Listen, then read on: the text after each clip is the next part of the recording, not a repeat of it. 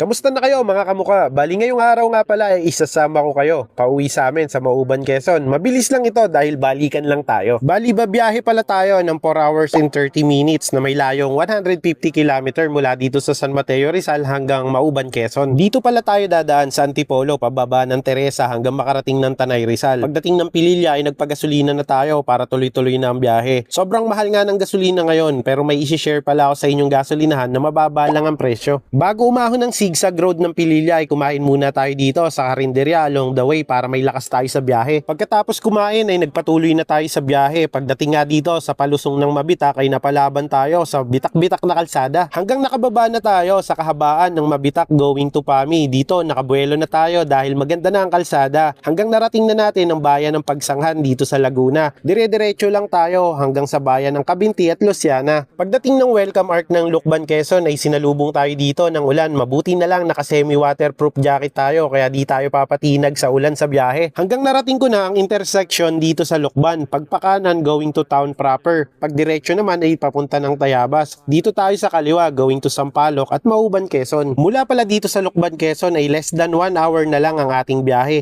Dito pala ay wala na ding masyadong sasakyan ng dumadaan. Halos solo na lang natin ang kalsada dito. Dahil pabalik-balik na nga ako dito sa ruta na ito kaya nasanay na din ako. Tapos nalilibang na lang din ako sa mga magagandang tanawin na aking nadadaanan. Nadaanan ko din ang ilog dito sa may Sampaloc malapit sa boundary ng Mauban. Huminto ako dito sandali at inalala yung aking kabataan. Nakakarating kasi kami dito sa pag-harvest ng mga bayabasan at sa paghahanap ng mga gagamba. Pati na rin sa pamumulot ng niyog tapos ipapaagos namin sa ilog. Sa ilog din ito naglalaba ang nanay ko dati dahil hindi uso ang washing machine nung araw. Pero hanggang ngayon naman ay may mga naglalaba pa rin dito sa ilog na ito. Pagpasok ko ng Mauban, Quezon ay bumuhos na naman ng ulan kaya sumilong muna ako sa mga puno sa tabing kalsada. Pagdating ko ay sinalubong ako ng tito ko kaya nga pala ako umuwi ng Quezon dahil may padasal kami kay mama dahil 1 taon na din pala ang nakalipas mula nung nawala siya. Nakakatuwa lang kasi kahit papano ay nagsasama-sama ang mga magkakamag-anak pag ganitong okasyon. Nandito na din pala yung pamangking kong si AC. Maraming salamat din pala kay Tita Edna na nagpa-food trip sa padasal kay mama. Shoutout sa iyo tita, maraming salamat po. Pagkatapos ng padasal ay dumiretso naman kami sa simenteryo para dalawin si mama. Pagkatapos dumalaw kay mama ay naghiwa-hiwalay na kami dahil uwian lang din naman kami lahat. Mula dito sa Mauban, Quezon ay napili kong dumaan naman sa bayan ng Tayabas pabalik ng Maynila. Bumili na din tayo dito ng pasalubong kay Tita Ruro na budin. Kasaba cake nga pala siya na sikat sa tawag na budin dito sa amin sa Quezon. Tapos nagpatuloy na tayo sa biyahe pauwi ng Maynila at doon pa rin naman tayo dadaan kung saan tayo dumaan kanina. Thank you Lord dahil biglang gumanda ang panahon nung pabalik na ako at nagpakita ang sunset sa bundok ng Mount Manahaw. At